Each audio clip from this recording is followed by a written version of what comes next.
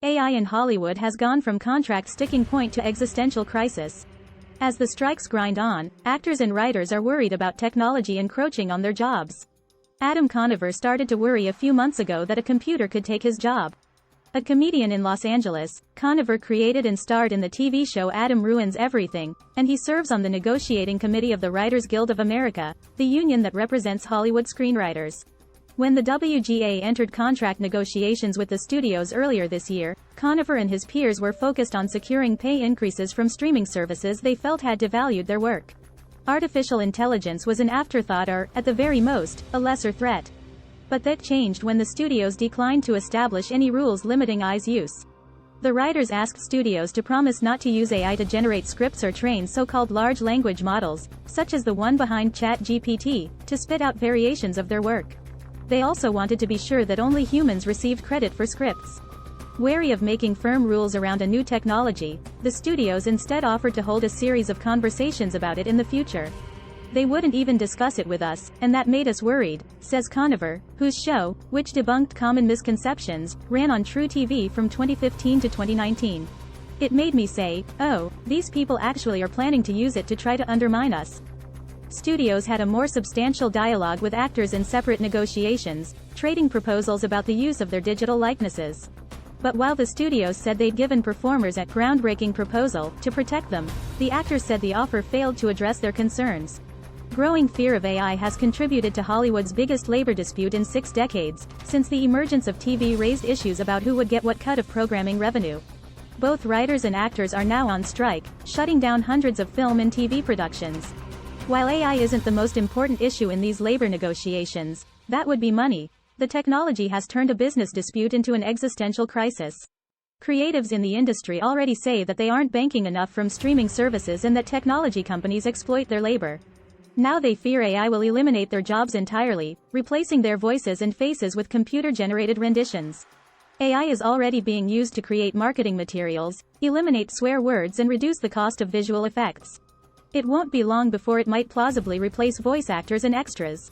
It has the potential to impact our members' lives so extensively, says Duncan Crabtree Ireland, chief negotiator for the Screen Actors Guild American Federation of Television and Radio Artists, the union that represents performers. Studio executives say the AI threat is overstated and the guilds are using fear to rally members. Studios, they say, have no plans to write scripts using ChatGPT or replace a lead actor with a digital avatar. Even AI's staunchest advocates concede it can't replace human performances. But AI is a great way to cut costs. Profits at the largest entertainment companies slipped more than 90% in roughly the past decade, thanks to the collapse of cable TV and the decline of movie theater attendance. Streaming, which was supposed to bring the business into the future, has been a money pit for everyone but Netflix Inc. Bloomberg Businessweek spent the past few months talking to executives across Hollywood and Silicon Valley about what AI means for them. The most jittery creatives consider it the end of the world, and studios see it as a cost saver, that it's really just another tool, one that will eliminate some jobs and create new ones. All agree, though, that the two sides need an agreement ensuring that everyone shares in the profits from a new technology nobody fully understands. The Miramax movie Here, scheduled for release next year, stars Tom Hanks, who's now 67, and takes place in one room over many generations. Director Robert Zemeckis worked with Metaphysic to render Hanks's face at various ages, older and younger. The company, whose co-founders include Tom Graham, Kevin Ume and Miles Fisher, got its start with a deep fake of Tom Cruise. Ume rendered the actor's face on the body of Fisher, who's also an actor. Clips of Fisher performing as Cruise, doing a coin trick, biting a lollipop, went viral. Here we'll test Metaphysic's technology in a full-length movie. The question for Hollywood isn't whether AI will change the filmmaking process, it's which parts of the process it will change. A lawyer with a tech background, Graham says AI will alter everything. Putting famous faces on non-famous humans is just the beginning. Soon enough, people will be able to control where their digital likeness pops up. Imagine sitting at home and inserting yourself into the latest Marvel movie, or having a video call with your sibling that makes it look like you're sitting in the same room. This will mean an explosion in programming, a quadrupling of what's produced for TV, according to Sarah Guo, a venture capitalist active in AI investments. Human performance will persist, but how we make content will change drastically. There are reasons for skepticism. Prognosticators have said for decades that AI would change the world, yet it hasn't quite happened, at least not in the way dystopian science fiction thought it would. Yet as technology improves, writers and actors have reason to prepare for the worst. Silicon Valley has pillaged traditional media for many years. Search engines and social networks lured advertisers from newspapers and magazines, and piracy decimated CD sales before SoundCloud, Spotify and YouTube offered millions of songs for free. By some estimates, Spotify adds more than 100,000 tracks a day, destroying their value. Artists earn less than 1 cent for each Spotify stream, and most of them have to rely on live performances to make a living. Today, aspects of AI-generated media resemble the early years of user-generated content, when people uploaded songs, movies and shows without thinking to ask for a copyright owner's approval. The internet is already littered with deepfake pornography featuring the faces of Taylor Swift, Millie Bobby Brown and Ana de Armas. Heart on My Sleeve, a song uploaded to major streaming services by someone named Ghostwriter 977, went viral because it sounded eerily like Drake and The Weeknd. The greatest threat to Hollywood, it seems, isn't how studios use AI, it's how digital pirates tweak it. They call it generative AI. It should be called imitative AI. Studios and record labels can do their best to eliminate infringing material, but they'll never eradicate it.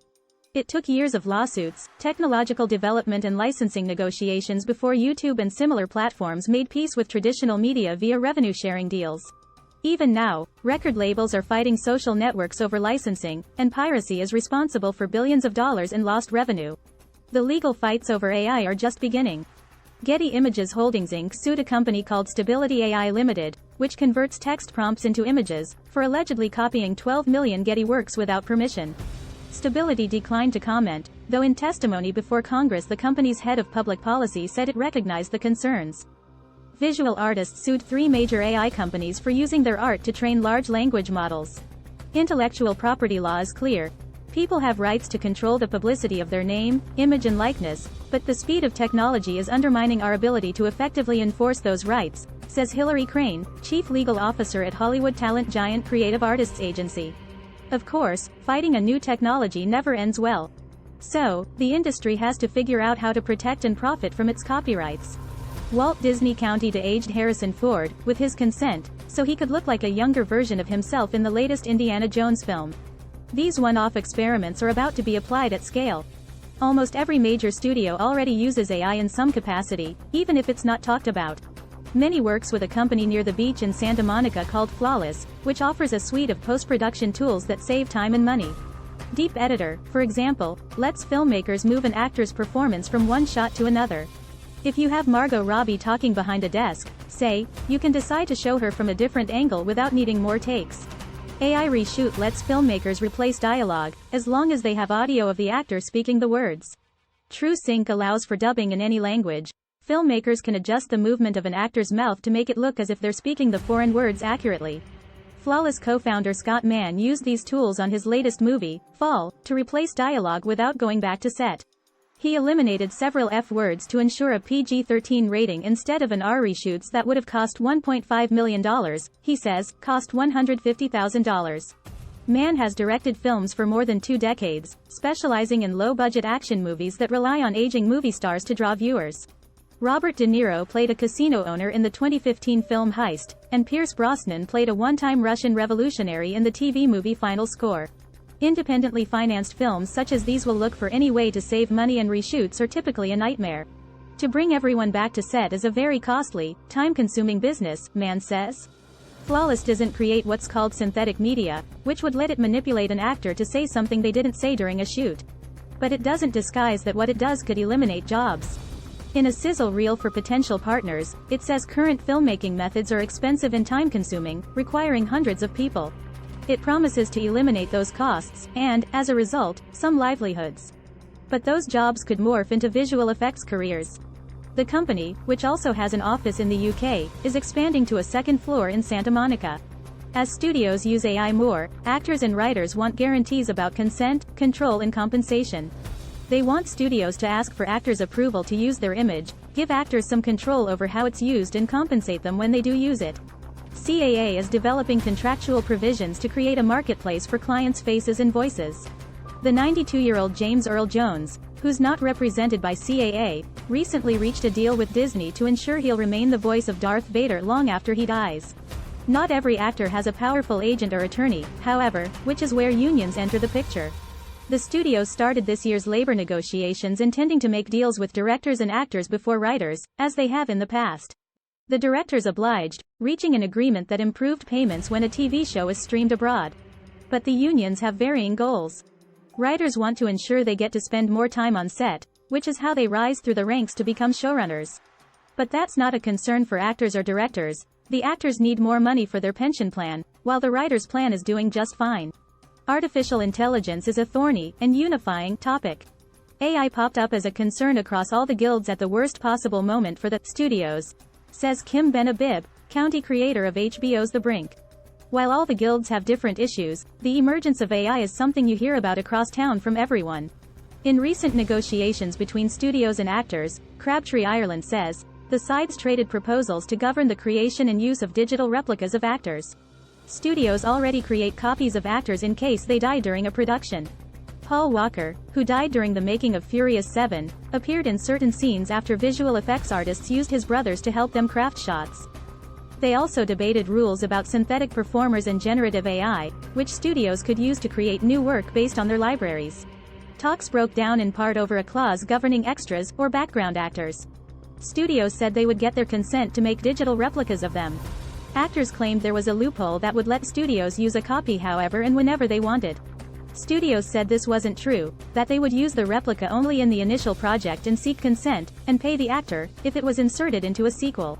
Studios think they're close to resolving the AI issue with actors but say they aren't trying with writers at the moment. Although AI hasn't yet had a huge impact on the entertainment business, neither had streaming in 2007, the last time writers went on strike. They stopped working for 100 days while they fought for higher pay from DVD sales and what was then called new media. The Guild eventually forced the studios to pay writers for work with nascent services such as Hulu and Netflix, which ensured writers got paid during the streaming boom. It's too soon to know if AI will have a similar effect on Hollywood. But if the unions wait until the next round of negotiations 3 years from now, it may be too late. The time, Crabtree Ireland says, is now. Thank you so much for watching this video. We appreciate your continued support and look forward to serving you with more exciting videos in the future. We hope it has been helpful in understanding the world of passive income and affiliate marketing. Don't forget to hit that subscribe button, like and comment below and turn on your notifications so you never miss a video from Passive Income Journey 777.